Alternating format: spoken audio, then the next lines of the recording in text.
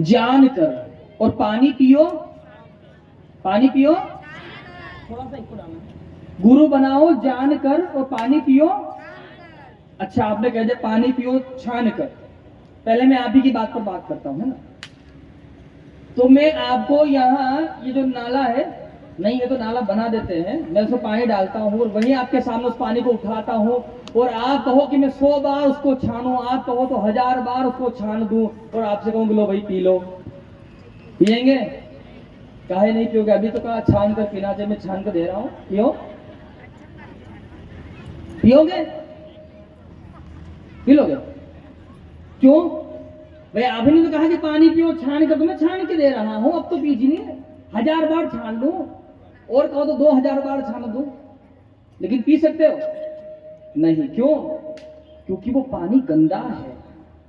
और मैं आपको लोटे से कह दूं भाई इसमें गंगा जल है, लो पियोगे? तो दूसरा कहेगा थोड़ा मेरे लिए भी छोड़ देना हो, अब तो बहुत बढ़िया हो गया भाई, थोड़ी सी आवाज कम, हमारे लिए भी छोड़ देना, अब तो इनाम देने लायक कर दिया है तुमने। सच में 7 दिन में पहली बार कोई बोल रहा है, अब मत छेड़ियो यार। बलरास बिहारी लाल की। अभी आपको मैंने पानी छाना नहीं है और आपसे कह दिया गंगा जल है, तो आपने क्या कहा? मैं भी पीऊं? क्यों भाई? अब तो मैं छान नहीं रहा हूं, फिर भी आप कह रहे हो कि हमको भी पीना है, ऐसा क्यों? उस पानी को छान कर नहीं, पानी पियो जान कर। ये कहां का पानी? ये पंक्ति हम गलत बोलते हैं। पानी पियो जान कर कि ये पानी कैसा है। कभी किसी ने वो पानी पिला दिया ना, तो महाराज घर वाले खोजेंगे कि आदमी तो वही है, लेकिन इसके अंदर बैठा कौन है? हाँ? ये मोबाइल फोन तो हमारे, लेकिन सिम कार्ड, ये मेमोरी जो है ना, ये कोई और ही है। वो अलग ही भाषा बोलेगा, जरा सा कोई बटन दबा नहीं कि अपने आप तो लॉक लगेगा, अपने आप लॉक होगा, अपने आप ही सब सॉफ्टवेयर चलेंगे उसके। तो पानी पियो जान कर कि जो आप पी रहे हैं वो क्या है। और अभी आप कह रहे थे कि गुरु बनाओ जान कर, है ना। तो गुरु केवल जान कर न बनाए, पानी को जान करके पिए। और गुरु कैसे करना है? छान कर। कैसे करना है गुरु? गुरु छान करके बनाना है। उसको खोजो, कितना अच्छा है, कितना जानता है, क्या करता है, क्या खाता है, क्या पीता है। अरे गुरु जब अपनी जिह्वा को नहीं रोक सकता, तो आपके अवगुणों को क्या रोक देगा जी? हाँ? गुरु जब अपनी जिह्वा को नहीं रोक सकता है, उसके लोभ में आकर के वो कृत्य कर देता है जो उसे नहीं करना चाहिए। हमारा धर्म इसी से पिछड़ जाता है कि हमको अच्छा गुरु नहीं मिल पाता है। अच्छा गुरु नहीं मिला है तो अच्छा ज्ञान नहीं मिला है, और अच्छा ज्ञान नहीं मिला तो संसार उजड़ जाता है जी। कहने में तो सीना तान के कहते हैं हमारे भी गुरु जी हैं। क्या गुरु गुरु के लायक है? क्या आपने सोचा थोड़ा सा? केवल गले में कंठियां पहन लिए, चंदन पोत लिए, भगवा कपड़े पहन लिए, उसको गुरु नहीं कहता। ऐसा आडंबर तो रावण ने भी बनाया था जी। ऐसा आडंबर तो रावण ने भी किया था, जानकी का हरण करने आया, ऐसा रामायण कहती है। तो क्या वो गुरु है? संत बनकर के आया, महात्मा बनकर के, तपस्वी बनकर के आया है। बड़ी बड़ी मालाएं हैं, जटाप है, वलकल वस्त्र पहन करके आया था, भगवा कपड़े पहन करके आया। जानकी से कहा भिक्षा दो, जैसे भिक्षा देने के लिए आया, पर स्त्री को हरण करके लेकर चला गया। क्या वो संत के स्वभाव है? तुलसी बाबा लिख रहे हैं साधु चरित शुभ चरित कपासु सरस नीरस शुभ गुणमय फल जासु। साधु का चरित्र निर्मल होना चाहिए। कैसा? कपास के फूल की तरह। तो होता तो फूल है, लेकिन सुगंधी उसमें बिल्कुल नहीं होता है। दुनिया में जितने भी फूल बने हैं ना, सब फूल से अलग फूल है कपास का फूल, जिसका आप कपड़ा पहनते हो। वो पेड़ को लगती है, लेकिन उसमें कभी सुगंधी नहीं होती है। होती कभी सुगंधी? उसमें कभी रस नहीं होता है। किसी दूसरे फूल को आप लेकर दबाओगे तो रस निकलेगा हाथ में ही आया है। लेकिन उसमें रस नहीं होता है, नीरस होता है। और देखने में कैसा, बिल्कुल सफेद, एक भी दाग नहीं होता है उसमें। तो गुरु का स्वभाव कैसा, चरित्र कैसा होना चाहिए? एक तो नीरस होना चाहिए, किसी से मोह ना हो। दूसरा, बिल्कुल बेदाग होना चाहिए, जिसमें दाग ना हो, ऐसा होना चाहिए। तभी तो शिष्य गर्व से कहेगा कि मेरे गुरुजी हैं। नहीं तो चेले तो उनके भी हैं जो जेल में बैठे हैं। हाँ, चेले तो उनके भी हैं, बड़े बन गए हैं, जगत में खूब नाम हो गया। और कृत्य ऐसे रहे कि अब वो जाकर के आना फ्री, जाना फ्री, पकड़े गए तो खाना फ्री। जिनके एक फोन कहने पर राजनीति पार्टी के लोग आगे पीछे घूमते थे ना, आज देखो वो उनको देखते ही नहीं, अंदर रहो तुम, बढ़िया हो, वहीं बढ़िया हो। तो गुरु कैसा होना चाहिए? बोले अच्छा होना चाहिए। गुरु में कोई दाग नहीं होना चाहिए, गुरु सरल होना चाहिए। ऐसा गुरु जान करके नहीं मिलेगा, गुरु छान करने से मिलेगा, छानने से गुरु मिलेगा। जितना छानोगे उतना पाओगे। और जब आपको लगे कि हाँ मैं इन्हीं के शिष्य के लायक, गुरु हमारे लायक कभी नहीं होता है, एक शिष्य ही गुरु के लायक होता है, गुरु कभी किसी के लायक नहीं होता। हमको लग जाए कि हाँ मैं इनके शिष्य के लायक हूं, तो बस गुरु मेरी पूजा, फिर कहना है गुरु गोविंद, गुरु मेरा पार ब्रह्म, गुरु भगवंत।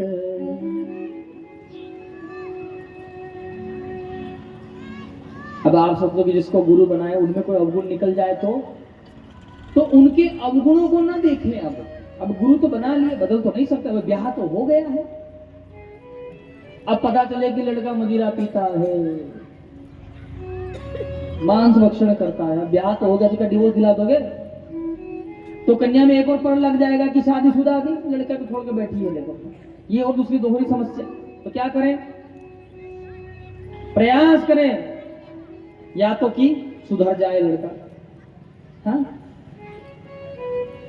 ये नहीं कर सकते हो तो फिर भाई अगर लड़का अगर खराब निकल जाए लड़की के लिए, पहले देखा तो बहुत अच्छा लड़का था, देखने में सुंदर था, रूपवान था, धनवान था, गुणवान भी दिख रहा था, लेकिन क्या पता अंदर क्या चल रहा था।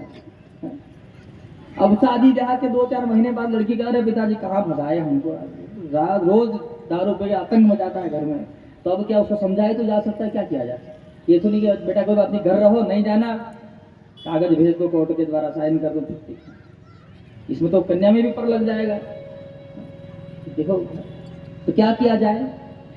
उसका एक ही उपयोग है, अब उसके जीना तो पड़ेगा भी, जीना तो उस नाम के सहारे ही पड़ेगा। और अगर उसी के साथ जियोगे तो समाज में आपकी बहुत प्रतिष्ठा रहेगी। पति कैसा भी है, लेकिन देखो फिर भी एक गुड़िया अपना घर चला रही है, जैसे तैसे निभा रही है इसको। इसके जगह कोई दूसरी होती तो ऐसा कर देती। ये लोग ऐसे उदाहरण देते हैं। बेचारी कैसे भी है तो निभा तो रही है। धन्य है इसके माता पिता, वहां तक बढ़ाई जाती है, धन्य है इसके माता पिता, इतना संस्कार दिया है कि देखो बेचारी निभा रही है। तो गुरु बन जाए, गुरु का कोई अवगुण आ जाए सामने, तो यही सोचे कि चलो ठीक है, जो हो गया सो हो गया। अब जो नाम दिया है गुरु जी ने, वही नाम लेकर के रोज थोड़ा थोड़ा हरि का भजन करे। गुरु के अवगुण की तरफ ना देखे। मैं तो कहूँ कि गुरु को टांग कर घूमने की कोई जरूरत नहीं है।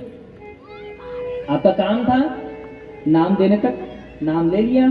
अब वर्ष में एक बार गुरु पूर्णिमा आती है, उस दिन जाओ गुरु जी के पांव पकड़ लो, हाथ जोड़ के प्रणाम कर लो कि पूरे साल का ये 364 दिन का आ जाइए प्रणाम है, स्वीकार कर लियो, खूब पूजा कर लियो और घर बैठकर खूब ठाकुर जी का तस्वीर सामने बिठा करके बस ठाकुर जी से ही प्रेम करें।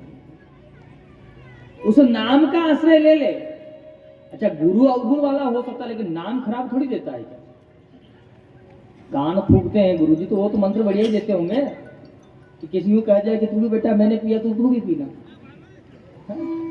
ऐसा थोड़ी कहते होंगे कि है? बेटा मैं ये करता तू भी करना, नाम तो अच्छा ही देते हैं, उस नाम के सहारे जियो, उस नाम का इतना भजन करो कि वो परमात्मा कृपा कर दे। खूब घर में ठाकुर जी की प्रतिमा लेकर के आओ, मूर्ति लेकर के आओ, बड़े प्रेम से सेवा करो। और जब घर में ठाकुर जी ले आओ ना प्यारे, तो ठाकुर जी की ऐसी सेवा करो।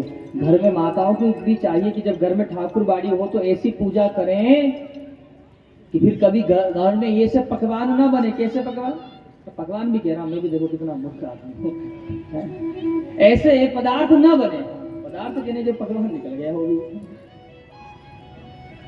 ऐसे पदार्थ कभी घर में ना बनाए कि जिनमें आप तुलसी दल डाल ना सको। कभी ऐसे पकवान भोजन पदार्थ न बनाए कि जिसमें आप तुलसी दल न रख सको, आप हिचकिचाओ कि इसमें मैं कैसे तुलसी दल छोड़ दूं। जब भी आप बनाओ, भगवान के लिए प्रसाद बना रहे हो, यह भाव रख करके बनाओ। और सात्विक भोजन बनाओगे तो मति आपकी सात्विक होगी, और मति सात्विक होगी तो आपका जीवन सात्विक हो जाएगा। प्रेम से बोलेंगे बलराज होगा।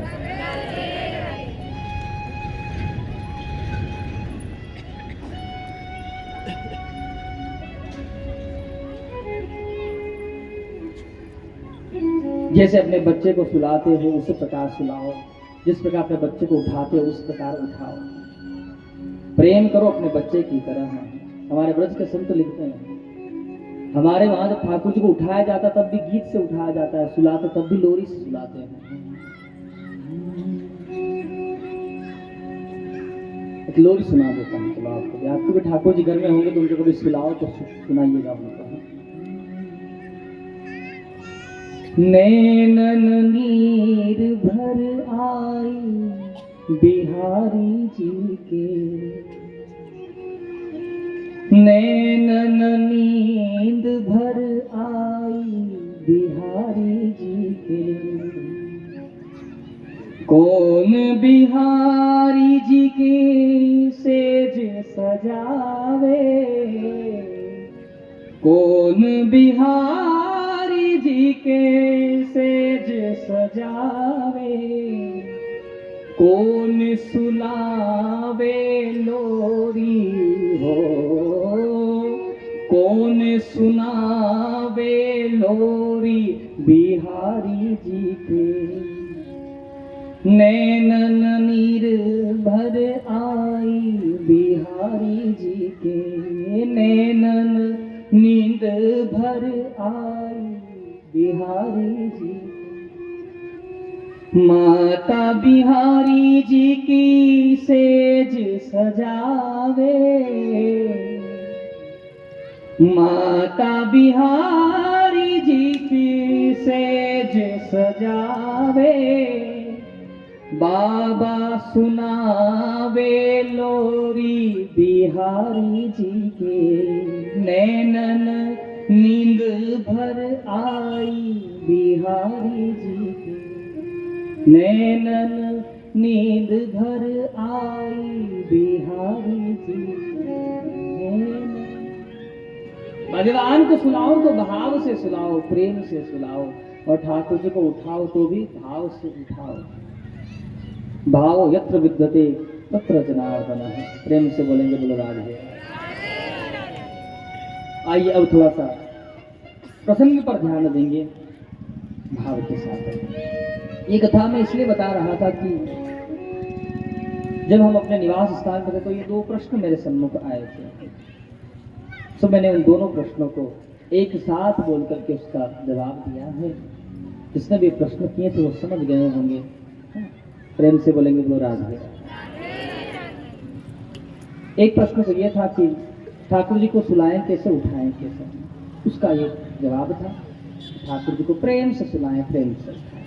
दूसरा कि गुरु में जब कब अवगुण आ जाए, गुरु बना लिया तो क्या करना चाहिए, प्रयोजन उपाय क्या है उसका, तो उसका मैंने प्रयोग बताया है आपको। प्रेम से बोलेंगे बोलो राधे राधे।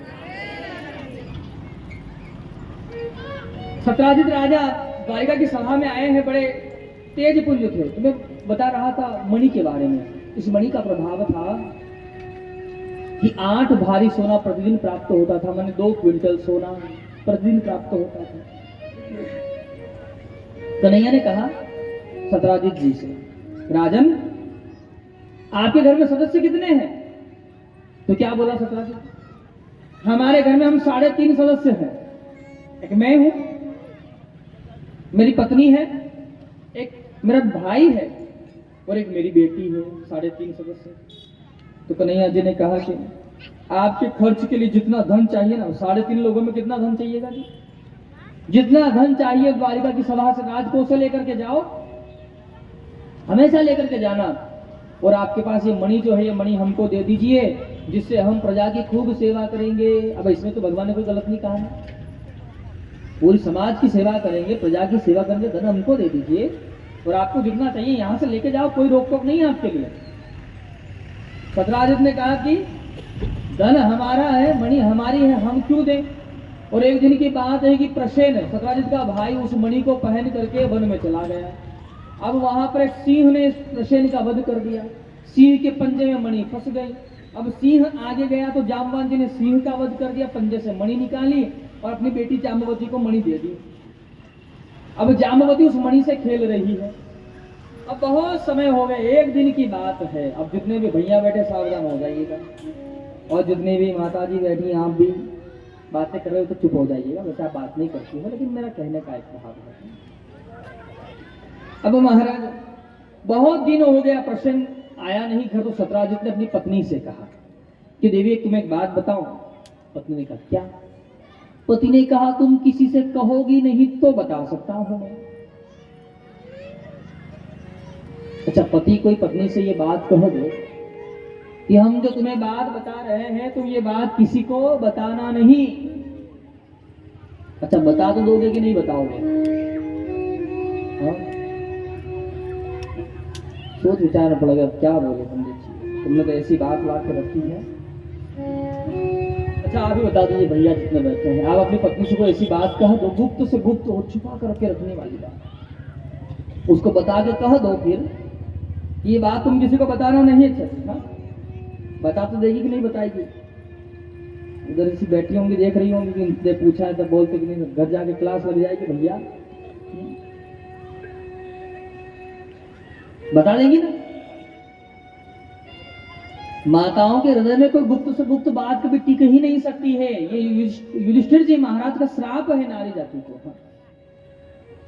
माता ऐसा होता है कि पंडित जी और कोई कथा कह देते तो बढ़िया रहता, यही बात क्यों बोली तुमने? जाते जाते बात बिगाड़ गए तुम। थोड़ी बहुत बता रहे थे, आज वो भी बंद। अच्छा, इनका भी बड़ा अच्छा स्वभाव होता है, पास में बैठेंगे, पूछेंगे तुम बड़ी उदास लग रही हो, रोज के पता क्या बात है? अरे कुछ नहीं जी, क्या बताऊं तुमको अब। तो पूछने वाला भी तरकीब से पूछे, अरे बता बता क्या बात है? अरे बोले कुछ नहीं कुछ नहीं। अरे बता, मैं तो तुझे अपनी बहन की तरह मानती हूँ, मैंने तुझे कभी अपने से पराया नहीं समझा, तू हमसे छुपाती ही बातें, हम तो तुमसे कभी कुछ छुपाए नहीं है। पूछने वाला भी इतना प्यार से पूछता तो फिर बताते, भाई बता तो दो, लेकिन कभी तुम किसी को बता दो तो पूछने वाला कहता आज तक कभी को बताया क्या? बता क्या बात है, हमको बता। अरे बात तो कुछ नहीं, बस ये इतनी बात वो कह रहे थे।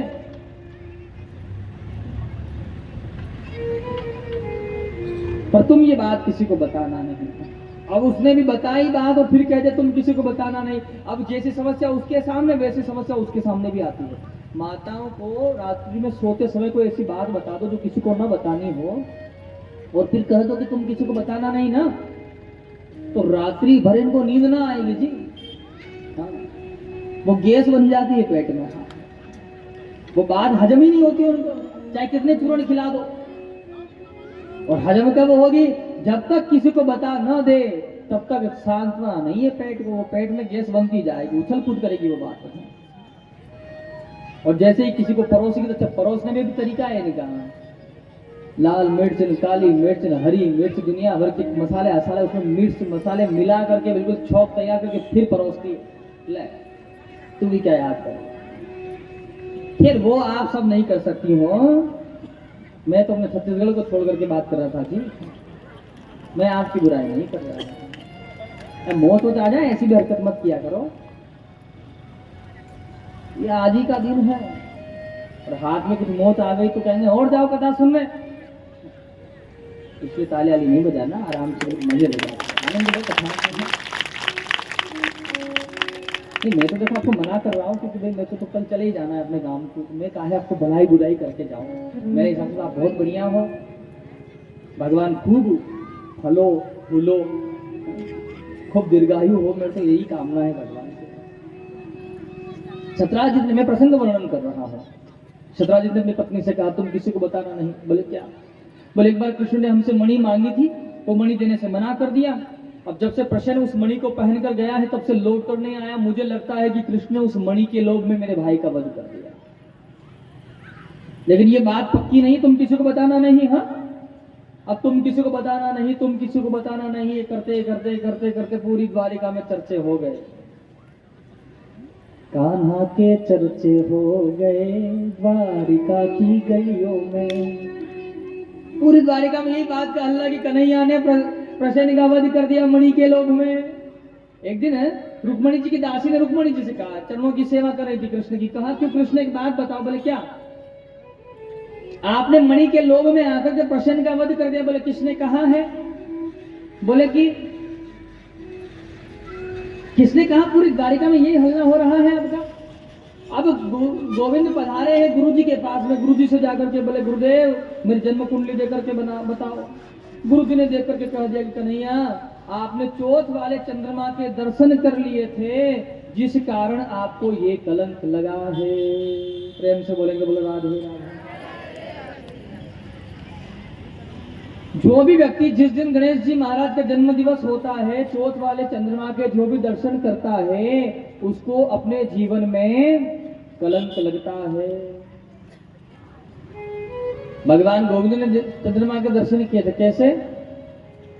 गाय के खुर में जो जल भर जाता है ना, उस जल में चंद्रमा का प्रतिबिंब देख लिया था, जिसका परिणाम भगवान गोविंद को मिथ्या कलंक लगा था। और ध्यान दीजिएगा प्यारे, कपड़े पे कभी कलंक लग गया, कपड़े पे कभी दाग लग गया, तो आप 1 धुलाई 2 धुलाई 10 धुलाई से धो सकते हो, लेकिन चरित्र में एक बार कलंक लग गया, मरने के बाद भी छूटने वाला नहीं। एक गुड़िया आई, मुझसे प्रश्न किया, गुरुजी के बाद बताओ, आप जब देखो तब माताओं के स्त्रियों के बारे में कहते रहते हो।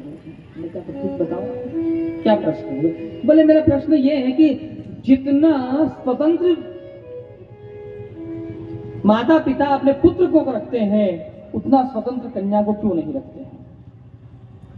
तो ध्यान दीजिएगा, कन्या का जो चरित्र है ना, या कन्या का जीवन है, वो जानते हो कैसा है? वो ऐसा है जैसे एक शीशा है। एक शीशा जो होता है ना, ऐसा कन्या का चरित्र होता है, जीवन होता है। एक बार शीशा छूट गया तो क्या होगा? टुकड़े ही होने हैं उसके।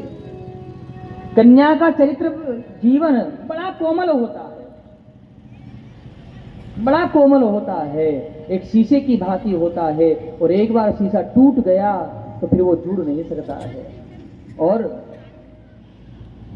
कन्या की अपेक्षा पुरुष जो है, उसका जीवन पानी की तरह होता है, वो हर जगह एडजस्ट हो जाता है, उसका अपना कुछ नहीं है अपने अंदर। इसलिए कन्या को ज्यादा संभलने के लिए कहा गया है।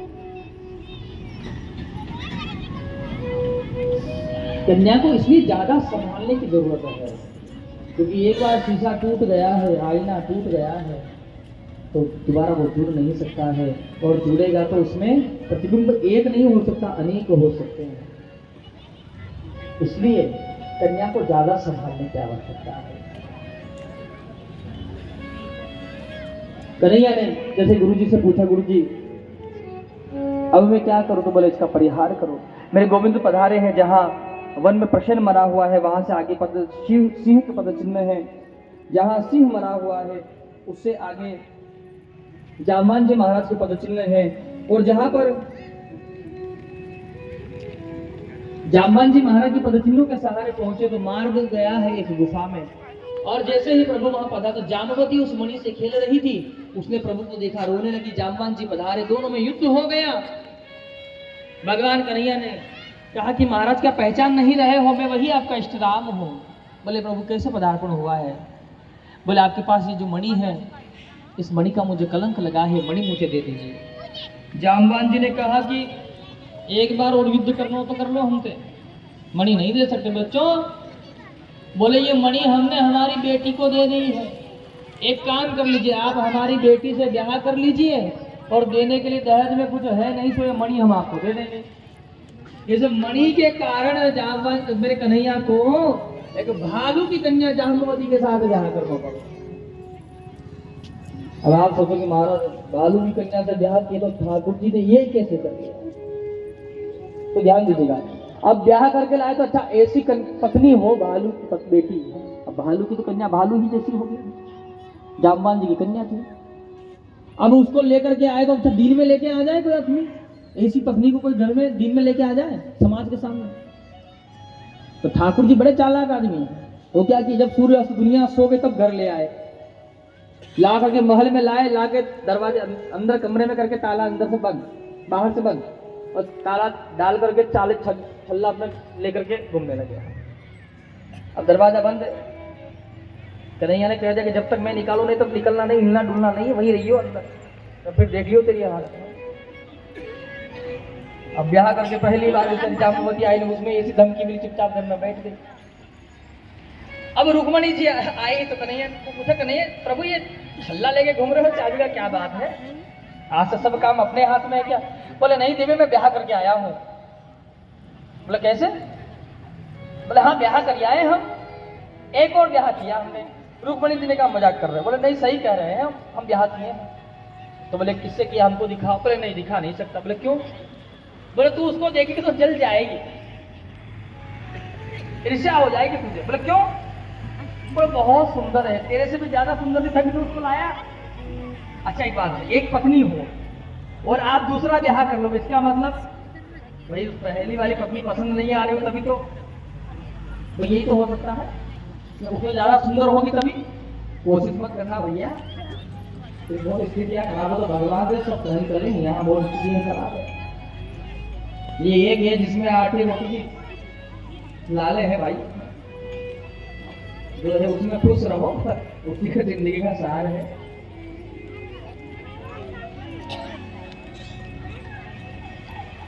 तो बोले तू तो ईर्ष्या हो जाएगी। रुक्मणी जी ने कहा अरे चिंता ना करो, अरे बोले उससे ज्यादा सुंदर तभी तो उसको ले ब्याह करके लाया हूँ। तो उसको रुक्मणी जी को सारी बात नहीं बताई कन्हैया ने। तो बोले कहाँ? बोले सामने तो कमरा है, उसमें बंद चाबी मेरे हाथ में। सारी बात कन्हैया जी ने सब कह दी। गोविंद ने रुक्मणी जी की चाबी तो हम देखेंगे कैसी है हमारी। कन्हैया ने कहा नहीं दे सकता, मेरी मजबूरी है। तू एक काम कर। बोले क्या? बोले हाथ में जल लेकर के ये संकल्प छोड़ दे, क्योंकि लक्ष्मी का अवतार है ना रुक्मणी जी। बोले हाथ में जल लेकर के ये संकल्प छोड़ दे कि सामने कक्ष में जो कन्या है वो तेरे बराबर सुंदर हो जाए, तुझसे ज्यादा सुंदर है वो, उसकी सुंदरता कम हो जाए। बड़े खटापटी आदमी थे कन्हैया। रुक्मणी जी ने कहा ये तो देखो सरासर गलती है, ये गलत काम करवा रहे हो। बोले तो मैं कह रहा हूँ करो ना। हाथ में जल दिया, रुक्मणी जी ने कह दिया, रुक्मणी जी संकल्प करा दिया। तो रुक्मणी जी ने कह दिया कि सामने जो कक्ष में जो कन्या है वो मेरे समान सुंदर हो जाए। हाँ, जैसे बोलकर संकल्प छोड़ा, लक्ष्मी ने स्वयं संकल्प छोड़ा तो भालू की कन्या जो थी, भालू थी महाराज, सुंदर नव युवती के रूप में परिणित हो गई। प्रेम से बोलेंगे बोलो राधे राधे। संकल्प हुआ, कन्हैया ने चाबी लेके खट दे दी, लो अब जाके देख लो। जैसे जाकर के देखा तो जैसे रुक्मणी अपने आप को शीशे में देख रही है, ऐसा स्वरूप माता जाम्बवती का रहा है। प्रेम से बोलेंगे बोलो राधे राधे। ये बात में इसलिए प्रसंग सुनाया हूँ कि कभी ये प्रश्न मन में चल रहा हो कि भगवान ने भालू की कन्या से ब्याह किया तो उसको कैसे रखे होंगे। तो भगवान, अब आप इससे कल्पना कर सकते हो कन्हैया कितने आगे रहे अपने जीवन में। भगवान का एक विवाह माता कालिंदी के साथ होता है। अब कितने विवाह हो गए हैं? पहला विवाह माता रुक्मणी के साथ में, दूसरा विवाह जाम्बवती के साथ में, तीसरा विवाह कालिंदी के साथ में। सत्राजित को मणि दिए। अब सत्राजित ने सोचा कि कन्हैया से झगड़ा मोल लिया है, कल को तो बदला जरूर लेगा, क्या करें। तो सत्राजित महाराज ने क्या किया? बोले कृष्ण ये मणि जो आप हमसे मांग रहे थे, काम करिए, आप मेरी बेटी से विवाह कर लो। मेरी बेटी है जिसका नाम है सत्यभामा। इसके साथ ब्याह कर लीजिए और देने के लिए मणि कुछ है नहीं, ये मणि मांग ही रहे थे ना, ये मणि आप ही रख लो, हमको ना चाहिए मणि। कन्हैया ने कहा एक जगह से तो दहेज में ही लाया हूँ, ज्यादा दहेज लेना भी ठीक नहीं है जी। हाँ ध्यान दीजिएगा, अगर आप लक्ष्मी ला रहे हो अपने घर में, कन्या लेकर के आ रहे हो, कन्या लेकर के आ रहे हो तो वो आपके घर में लक्ष्मी बन करके आएगी। आपके घर में कुछ नहीं होगा तो अनधन के भंडार भर देगी। और अगर आप केवल धन लेकर के आ रहे हो तो लक्ष्मी जब आती है तो उल्लू पर बैठ करके आती है। बहुत सारे लोग होते हैं, कितना दोगे तो ब्याह करेंगे, इतना दोगे तो ये कार भी चाहिए, वो गाड़ी चाहिए, ये चाहिए, वो चाहिए, इतना। अरे पिता से पूछिए कि जब अपनी बेटी का वो ब्याह करने की तैयारी करता है तो महाराज जब से बेटी का जन्म हुआ तब से कभी नए कपड़े नहीं खरीदता है। वो तीज त्योहार पर पुराने कपड़े को ही प्रेस करके पहन लिया करता है। कभी जिस पिता की बेटी का विवाह हो, कभी आप वहां जाओ ना उपचारिकता लिफाफा देने के लिए, तो कभी उस पिता के चप्पल या जूतों के अंदर जो पाम है उसको भी देख लेना कि कितने जगह से उसकी रुवाई फटी हुई है बेचारे की। उसने किस हालात में, किस स्थिति में इतनी सारी सब तैयारी करके अपनी बेटी का विवाह कर रहा है। और दूर तो होते हैं वो लोग वर पक्ष वाले जो हम कह दे कि हमको ये चाहिए, इतना दहेज चाहिए, इतनी गाड़ी चाहिए, ये चाहिए, इतना सामान चाहिए। अरे हर एक पिता अपनी बेटी की विदाई करता है तो अपने सामर्थ्य के अनुसार करता है जी। और जो पिता, जो वर पक्ष वाले अपनी बेटी के विवाह के समय, अपने बेटे के विवाह के सामने कन्या पक्ष वाले से बहुत धन लेते हैं, मैं उनसे पूछता हूं कि जब आप अपनी बेटी के विवाह करते हो तो कितना देते हो? जब आप अपनी बेटी का विवाह करते हो तो आप तो उतना भी नहीं दे सकते हो जितना आपने सामने वाले से मांगा है। तो फिर क्यों? क्या आप कमा नहीं सकते हो? क्या आपको लूट की कमाई, खसोट की कमाई खाने की आदत हो गई है? बस पिता से पूछो कि एक पनीर की सब्जी उसने ब्याह में बनाई है तो उस पनीर को कमाते समाते उसको कितना समय लग गया है। और आपने कह दिया कि इसमें नमक ही नहीं था। अरे तुम नमक ही टेस्ट करने गए थे वहां पर, नमक चेक करने गए थे, इसमें नमक है कि नहीं? आपके स्वाद के लिए उसने कितना कुछ किया है, आपकी व्यवस्था तैयार की है। उस पिता से पूछिए उसको कितना कष्ट हुआ होगा। और आप वहां जाते हो तो केवल बस पकवानों के बारे में सोचते रह जाते हो, और जब अपनी बेटी की बारी आती है तब फिर कहाँ जाते हो जी? तब फिर क्यों नहीं कहते हो? तब क्यों नहीं कहते हो कि हम ये कर देंगे, वो कर देंगे?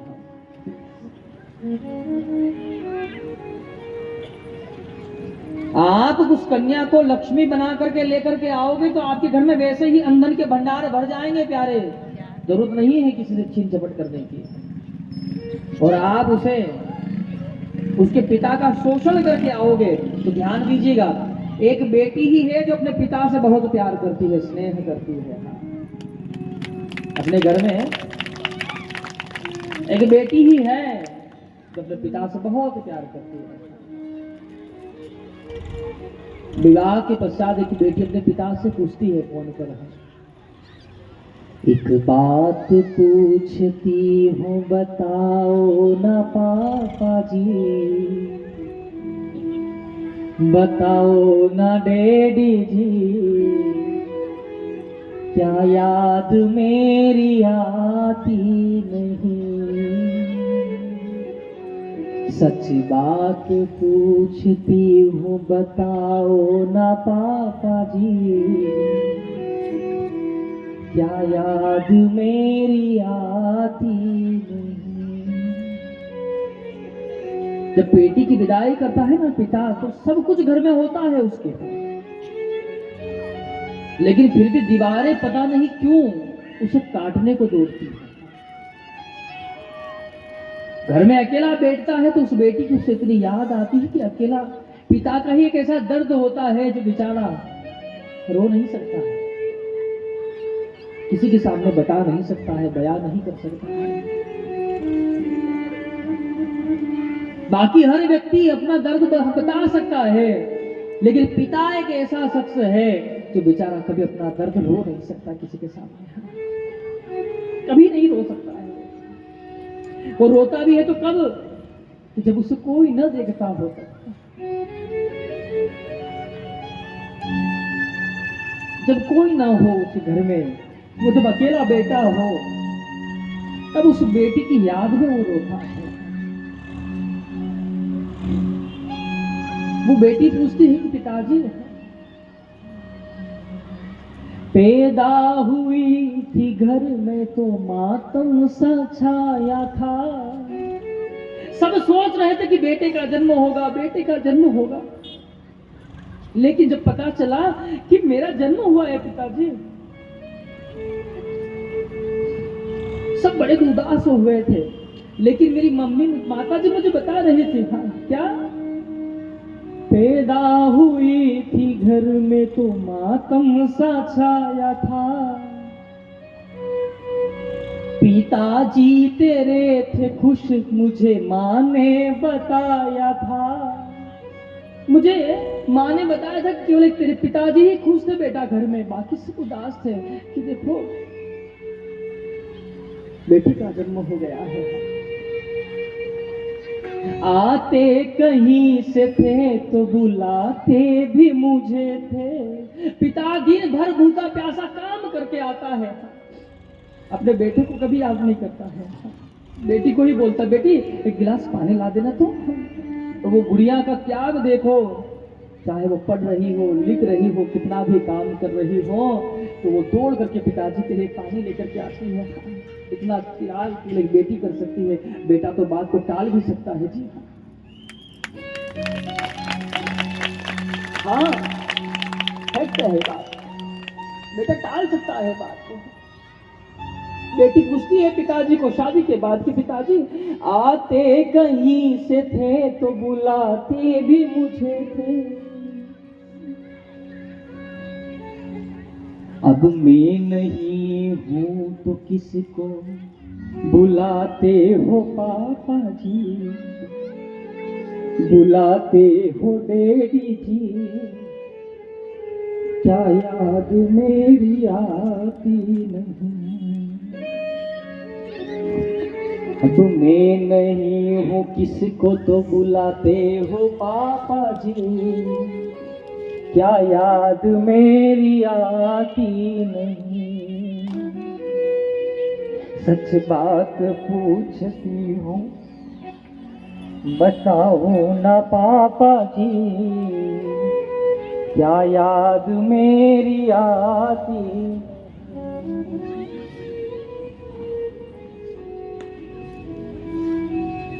कन्या धन है धूप सा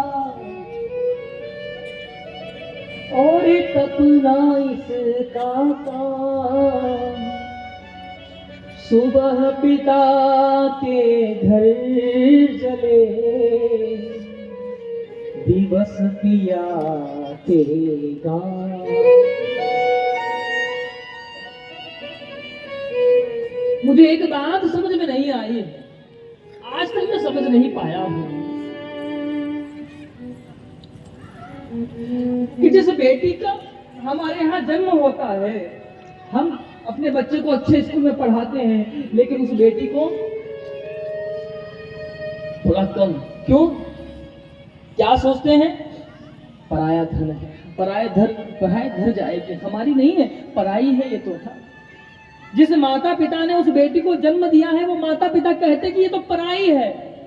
जिस घर वो जाती है, जिनको उसने कभी देखा नहीं है, जिसको कभी जाना नहीं, कभी पहचाना नहीं, उन लोगों के बीच में वो अपना समझ करके जाती है, वो लोग कहते हैं पराए घर से आई है। तो मैं पूछता हूं कि उस बेटी के लिए घर कौन सा बना है जी। माता पिता कहते हैं कि पराया घर जाना है, ससुराल वाले कहते हैं पराए घर की आई है, तो उस बेटी के लिए भी तो कोई घर होगा जगत में कि नहीं है। जितना त्याग एक माँ का है, एक बेटी का है, कन्या का है, इतना त्याग जगत में कोई कर नहीं सकता है। प्यारे प्रेम से बोलेंगे बोलो राधे।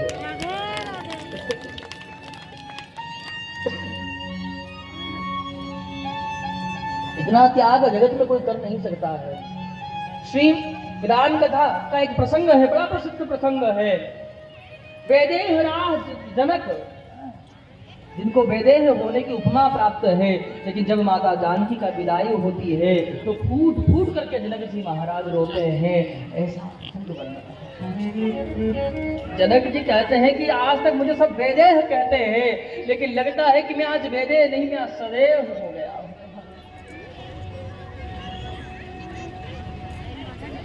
भगवान कृष्ण कहते हैं कि मैं धन रहत नहीं ले सकता।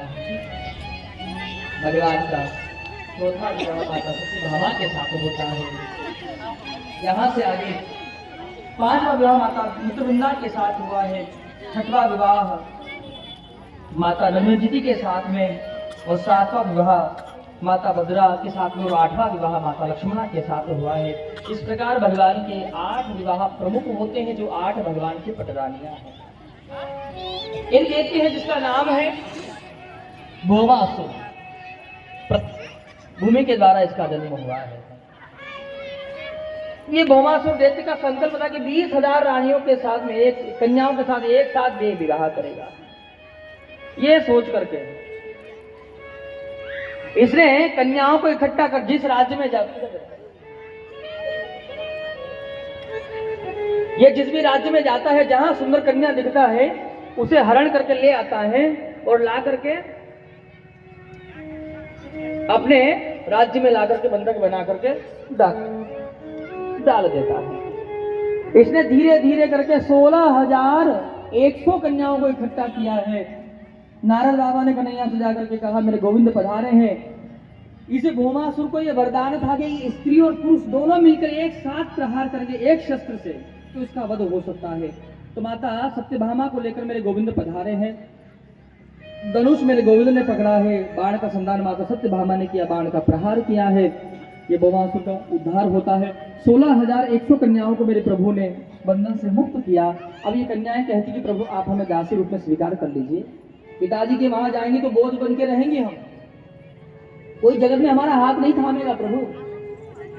तो वर्णन करते हैं कि भगवान ने एक ही विवाह मंडप में 16,100 कन्याओं के साथ विवाह किया है। बोली श्री भक्त वत्सल भगवान की। अब भगवान के कितने विवाह हो गए टोटल सब मिला करके? 16,108। रख दो। ऐसी कथा का यहाँ निरूपण है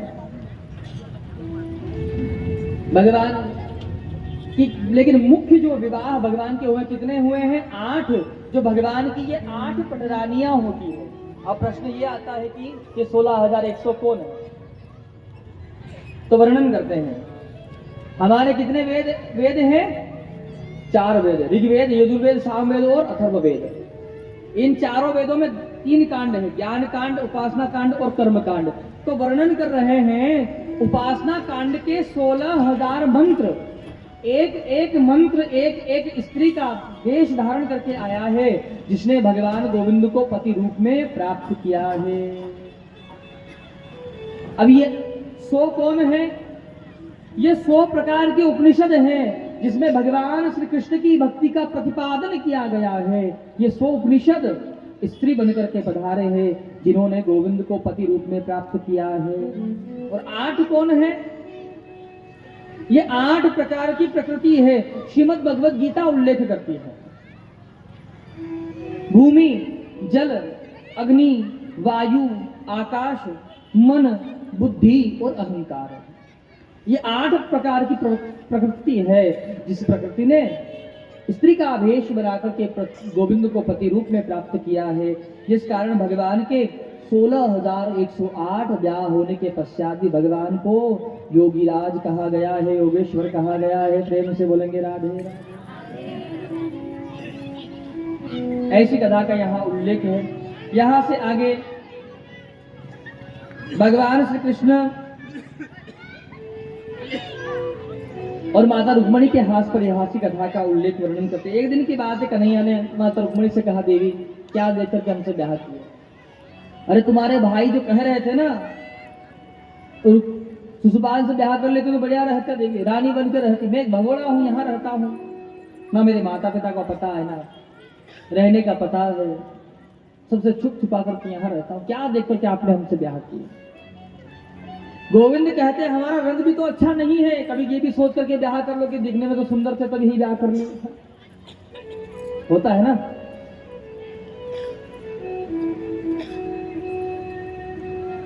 शादी ब्याह में कहीं गए, कहीं मिले, हाँ बड़े तुम बढ़िया हो, बोले तुम भी तो बहुत बढ़िया हो, दो तारीफ कर दिए। अच्छा एक बात हो रही, सबसे ज्यादा कोई भटकता है तो केवल कौन भटकता है? कौन भटकता है? थोड़ा जोर से, कौन भटकता है? जोर से थोड़ा सा। हम तो सोचते कुछ और ही बोलते हो यार, अभी बोलोगे लेकिन बताओ। अच्छा पुरुषों की कभी किसी ने तारीफ करी है कि पुरुषों की तारीफ में किसी ने कोई पंक्ति पढ़ी हो, किसी ने गजल गाई हो, किसी ने गाना बनाया हो, ऐसा कुछ हुआ आज तक? जितना भी कुछ लिखता है कवि, कुछ भी लिखता है, किसके ऊपर लिखता है? अब बोलो किसके लिए लिखता है? तुम जो कह दो तो चांद तारों को, सिर्फ आपकी खेती है तोड़ लाएगा। यहाँ तो चांद है, इसमें तो चार बाल नहीं है, वहां चांद की बात करता है। तुम जो कह दो तो चांद तारों को तोड़ लाऊंगा। घर में कूलर का तो पंखा चेंज नहीं हो रहा है, इन घटाओं को, इन हवाओं को मोड़ लाऊंगा मैं। एक लिखता है कि चांद के पार चलो है। अरे कभी खेत में भी जाकर देख ले, वहां क्या है, जितने वहां जाने का ख्वाब सजा रहा है, इतना यहाँ सजाता ना तो 1 कुंटल 2 कुंटल 1 मन 2 मन धान ज्यादा पक जाता तेरे खेत में। सीधा चांदी के पार ले जाएगा। औकात यहाँ सिर्फ दिल्ली जाने की नहीं है?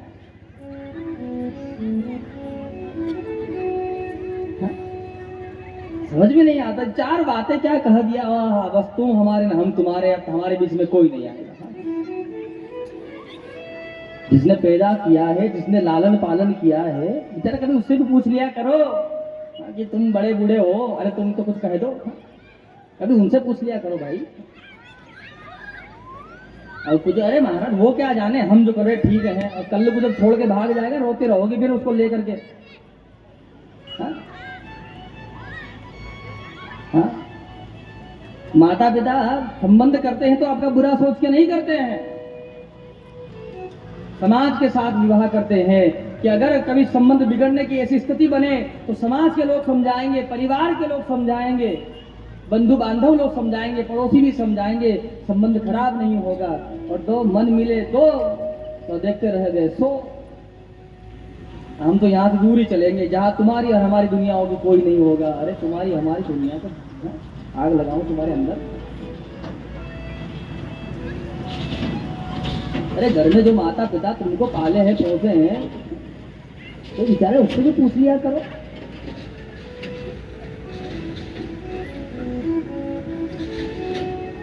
यहाँ वर्णन किए कि महाराज भगवान कृष्ण कहते कि तुमने हमें रूपवान भी तो नहीं जो तुमने रूप देख करके मुझसे ब्याह कर लिया हो।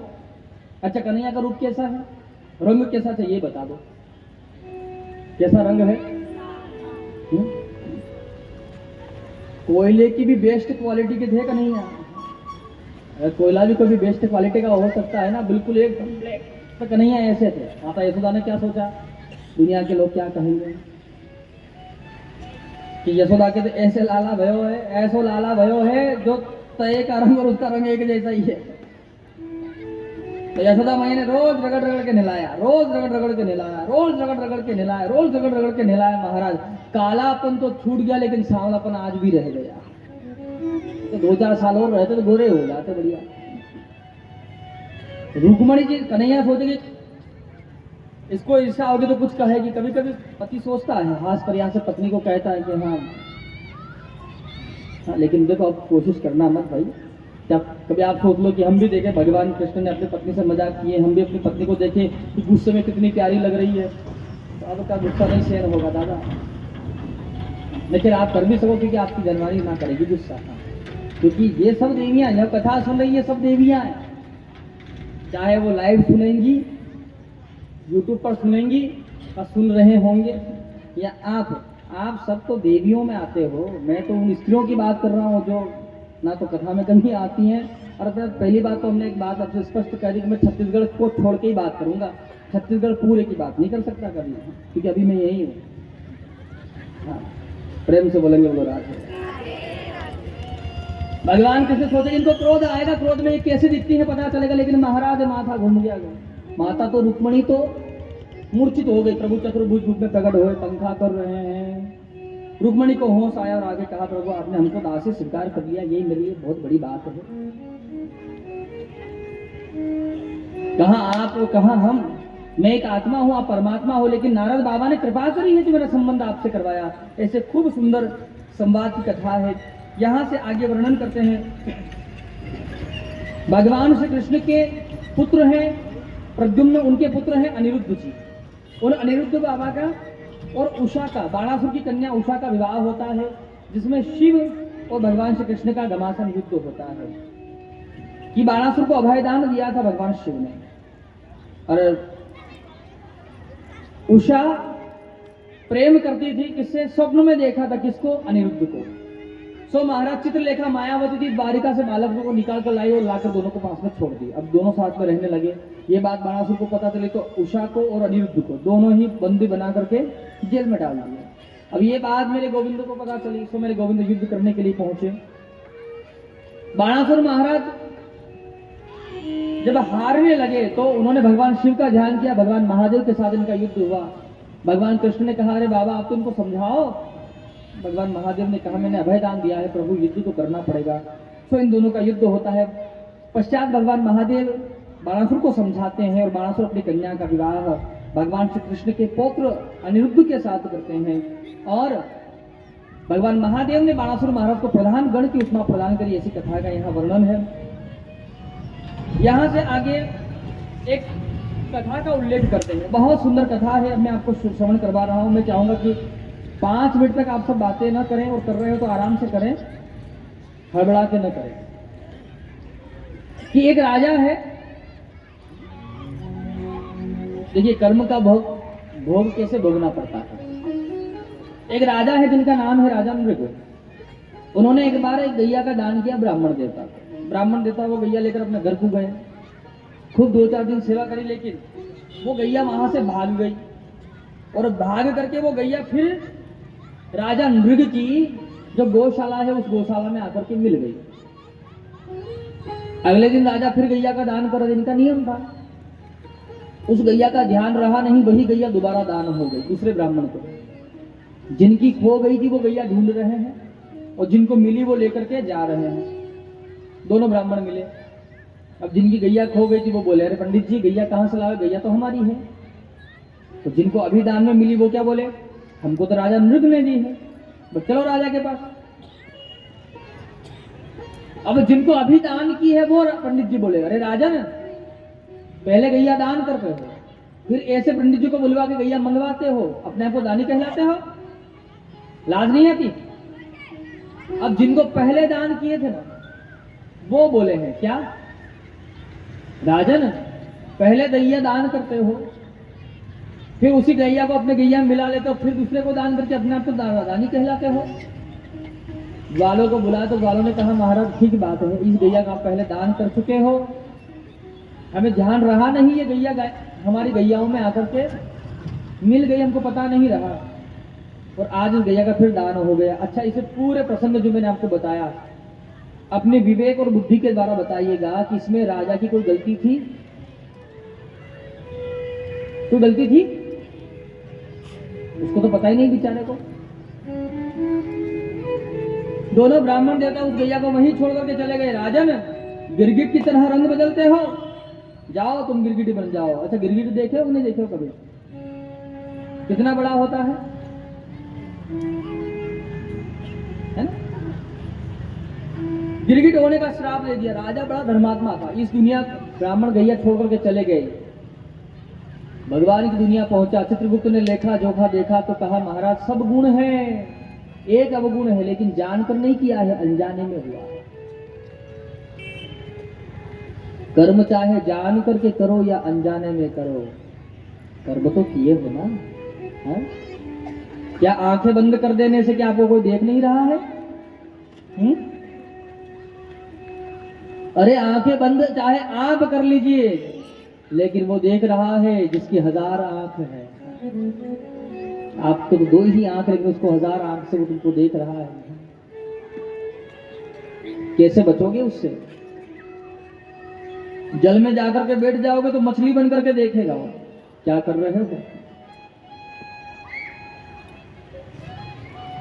अब महाराज राजा से पूछा, राजन बताओ, पूरे जीवन में पुण्य पुण्य है, एक पाप है, पहले पाप भोगना चाहते हो कि पुण्य?